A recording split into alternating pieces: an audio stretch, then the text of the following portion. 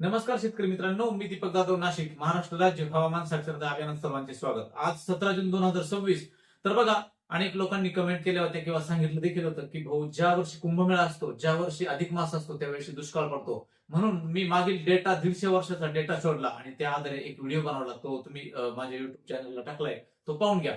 तर मित्रांनो बघा, आता जर तसं बघितलं तर मी कमेंट सेक्शन त्या ठिकाणी बंद केलंय. कारण प्रत्येक कमेंटमध्ये प्रत्येक जिल्ह्यातल्या प्रत्येक तालुक्यातला व्यक्ती विचारतोय की भाऊ, पाऊस कधी येईल.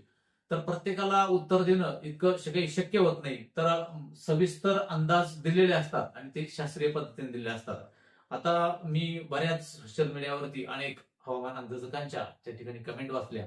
तर काही कमेंट अशा असतात की तारीख पे तारीख असं ज्या वेळेस शेतकरी किंवा कोणी म्हणतं, त्यावेळेस खरं तर कीव येते या गोष्टीची की अजून आपल्या लोकांमध्ये किती अज्ञान आहे. एका वर्गामध्ये गुरुजींनी जर शिकवलं विद्यार्थ्यांना आणि चांगल्या प्रकारे शिकवलं आणि सांगितलं की तुम्ही 100% मार्क पाडाल, परंतु विद्यार्थ्याने अभ्यास करून 100% पाडायचे की 5% पाडायचे हे त्याच्या मतावर असतं. त्या पद्धतीने सगळ्या हवामान मॉडेलचा, सगळ्या गोष्टींचा अभ्यास करून आम्ही त्या ठिकाणी सांगतो. आणि मॉडेल सांगत असेल की 20 तारखेला पाऊस येणार, तर आम्ही सांगणार 20 तारखेला पाऊस येणार. आणि तो जर आला नाही तर मॉडेल चुकलं, मॉडेल परत पुढची तारीख देतं की 25 तारखेमध्ये येऊ शकतो आणि त्यानुसार आम्ही आमच्या अंदाजात बदल करतो. आणि आपले अज्ञानी लोक विचार करतात की कदाचित दीपक जाधवच पाऊस पाडेल 20 तारखेला. इतकं मोठं अज्ञान हे भारतामध्ये दिसून येतं त्या ठिकाणी. असो, हवामानाचा अंदाज बघूया आपण त्या ठिकाणी. हवामानाचा अंदाज सांगताना मी नेहमीच सांगतो की सद्विवेक बुद्धीने अंदाज घ्या, कारण अंदाज हे मॉडेल आधारित असतात आणि ते बदलत असतात. लक्षात घ्या, मी पाऊस पाडत नाही. मी फक्त हवामानशास्त्रीय ज्या क्लायमेटॉलॉजीच्या जे काही रूल्स आहेत त्याचा अभ्यास करून ते तुमच्या समोर मांडण्याचा प्रयत्न करत असतो की कुठल्या वेदर सिस्टम डेव्हलप होणार, कधी पाऊस येण्याची शक्यता आहे, मॉडेल कधी सांगतं. त्यानुसार आज 17 जून जो जून आहे, आज देखील एक मॉडेल नाशिकच्या उत्तर महाराष्ट्राच्या पश्चिम बाजूला थोडा पाऊस दाखवतं, परंतु कदाचित हवेचा स्पीड इतका आहे तर येण्याची शक्यता नाहीये. परंतु तरीही मॉडेल दाखवतं, म्हणून मी तुम्हाला सांगतो. कदाचित वळीव पाऊस आज उद्या काही पॅचेस मध्ये राज्यात होऊ शकता आणि त्या आहे. नाशिकच्या पश्चिम बाजूला देखील आज थोडीफार शक्यता दाखवतो, परंतु वाऱ्याचा स्पीड खूप आहे. परंतु अंदाज आहे, तो अंदाज मी त्या ठिकाणी सांगतो. तर आता बघा, पुढील स्लाइड बघा. सॅटेलाइट पिक्चर आणि वॉटर वेपर इमेज जर बघितली तर मोठ्या प्रमाणात जो दक्षिण पश्चिम जो दक्षिण आणि जो पूर्वेकडचा भाग आहे, या भागामध्ये वळीव वातावरण तयार होण्यास अनुकूल वातावरण वॉटर वेपर त्या ठिकाणी पसरलेले दिसते. पुढच्या 4-5 दिवसामध्ये नक्कीच काहीतरी सिस्टम बदलताना दिसतात. 23 तारखेपर्यंत हवेची स्पीड हे त्या ठिकाणी जास्तच दिसतात. मित्रांनो, हे लक्षात घ्या, ह्या मॅपवरून आपल्याला ते दिसतं. बघा, तुम्ही जर 8 दिवसापूर्वी आयएमडीचं जीएफएस मॉडेल जर सर्च केलं तर तुमच्या लक्षात येईल की साधारणपणे बघा, ही इमेज किती तारखेची तुमच्या लक्षात येतं. ही इमेज 21 तारखेची बघा. तर 21 तारखेला जर 8 दिवसापूर्वी सर्च केलं असतं तर वेगळी सिच्युएशन दाखवत होतं की या ठिकाणी संपूर्ण महाराष्ट्रामध्ये पावसाची ऍक्टिव्हिटीज होतात. म्हणून आम्ही सांगतो की पाऊस येणार. आता आज बघा तुम्ही, आजच्या तारखेला, आज किती तारीख, 17 तारखेला 21 तारखेची इमेज, कारण ते 10 इमेज देतो पुढच्या आपल्या 10 दिवसाच्या. इमेज बघितलं तर 21 तारखेला महाराष्ट्रामध्ये कुठल्याही भागात ते पाऊस दाखवत नाही. परंतु याच्यामुळे लोक म्हणतात की तारीख पे तारीख नसते, की मॉडेल पे बदलत असतं. म्हणजे हा अंदाज लक्षात घ्या. पुढे कुठेतरी जाऊन 27 तारखेनंतर राज्यामध्ये ढगाळ परिस्थिती आणि सिस्टम त्या ठिकाणी बनताना आपल्याला दिसतात. मित्रांनो, जर बघितलं तर एल्निनो स्ट्रॉंग होताना दिसतोय. 1 अंशाचा 0.92, जवळपास 93-94-99 म्हणजे 1, इकडे 1 येईल लगेच, म्हणजे +1, म्हणजे समुद्राच्या पाण्याचं तापमान हे पूर्व पश्चिम भागाचं 1 अंशाने वाढलेलं आहे. आणि इकडे जर बघितलं तर -0.13 आयओडीचा जो व्हॅल्यू तो त्या ठिकाणी दाखवतोय, म्हणजे न्यूट्रल परिस्थितीतच आयओडी अजून. परंतु मॉडेल जुलै, ऑगस्ट आणि सप्टेंबर महिन्यात तो स्ट्रॉंग पॉझिटिव्ह होताना दाखवत आहे.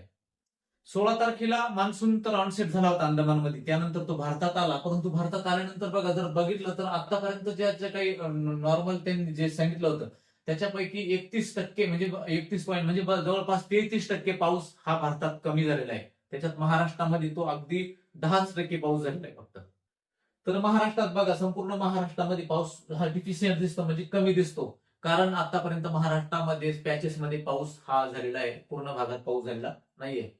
20 ते 26 जूनच्या दरम्यान ह्या ठिकाणी एक सायक्लोनिक सर्क्युलेशन तयार होऊन ते गुजरातकडे जाताना दिसतं. त्या काळामध्ये 20 तारखेनंतर पावसाच्या ऍक्टिव्हिटी ज्या आपण जे सांगत होतो त्या वाढताना मॉडेल आधारित दिसत आहे, पण त्याच्यामध्ये अजून तितकीशी अॅक्युरेसी त्या ठिकाणी दिसत नाही आपल्याला. तर बघा मित्रांनो, मान्सूनची जी प्रगती आहे ती आतापर्यंत 20 जूनच्या आसपास ही त्याच ठिकाणी दिसते. 20 जून पर्यंत तरी ती सरकताना दिसत नाही. मात्र असं दिसतं की 25 जूनच्या आसपास महाराष्ट्र क्रॉस करेल. ते 25-26 जूनच्या आसपास संपूर्ण महाराष्ट्रामध्ये मान्सून येण्याच्या शक्यता या मॉडेलनुसार दिसतात. 16 ते 20 जूनच्या दरम्यान जर बघितलं तर संपूर्णपणे महाराष्ट्रामध्ये कुठल्याही भागात मोठ्या पावसाची शक्यता नाही. जिथे पॅचेस मध्ये पाऊस तयार होईल त्याच ठिकाणी फक्त पाऊस हा मॉडेल हे दाखवतं. मात्र 21 ते 25 जूनच्या काळामध्ये बघा विदर्भाचा काही भाग, त्यानंतर मराठवाड्याचा काही भाग आणि इकडे उत्तर महाराष्ट्राकडे पावसाची शक्यता ही 25, 24, 25, 23 जूनच्या पुढे आपल्याला बनताना दिसते. त्यामुळे 1 जुलै ते 5 जुलैच्या दरम्यान दमदार पाऊस या मॉडेलच्या आधारे आपल्याला त्या ठिकाणी दिसतो. तर मित्रांनो बघा, मी भारतात किती पाऊस झाला त्यानंतर पुढच्या 15 दिवसापर्यंत कशा सिच्युएशन दिसतात, त्यामुळे लक्षात घ्या. कदाचित 21 तारखेपासून वातावरणात बदल होण्यास सुरुवात होईल, परंतु काही मॉडेलनुसार 21 तारखेपासून पाऊस दिसतो. तर काही जे खात्रीचे मॉडेल आहेत ते 27 तारखेनंतर पाऊस दाखवतात. हा अंदाज लक्षात घ्या. त्यामुळे आजही काही भागात वळीव पावसाची शक्यता आहे, परंतु त्या सगळीकडे नाहीये. नाशिक, पश्चिम, पालघर आणि डहाणू ह्या भागात जो भाग आहे त्या बाजूचा मुंबईकडून ते गुजरातकडे त्या पट्ट्यामध्ये थोडीफार शक्यता जरी असली तरी वाऱ्याचा स्पीड खूप असल्यामुळे त्यात शक्यता नाहीये. फक्त एक अंदाज म्हणून तो घ्या, कारण मॉडेलचे अंदाज हे मोठ्या प्रमाणात चुकतायत. आणि बघा मित्रांनो, साधारणपणे पाऊस यंदा जो एल्निनोचा प्रभाव वाढतोय आणि एल्निनोचा प्रभाव स्ट्रॉंग आहे, त्याच्यामुळे आपल्या बंगालच्या उपसागरातून पावसाची शक्यता आपल्याला दिसत नसली तरी काही मॉडेल असे दाखवतात की इंडियन ओशन डायपोल हा पॉझिटिव्ह होताना दिसतोय. त्यामुळे एकंदर लक्षात घ्या की एल्निनोचा प्रभाव अधिक मास आणि त्यानंतर जो कुंभमेळा ह्या काळात देखील 17 वेळेस चांगला पाऊस त्या ठिकाणी झालेला आहे. म्हणजे आपलं काम होईल इतका पाऊस झालेला आहे. त्यामुळे घाबरून जाण्याची गरज नाही. फक्त तो एक अभ्यास म्हणून त्या ठिकाणी मी तो टाकलेला आहे. हा अंदाज सगळ्यांनी लक्षात घ्या आणि आपल्या अपडेटकडे लक्ष राहू द्या.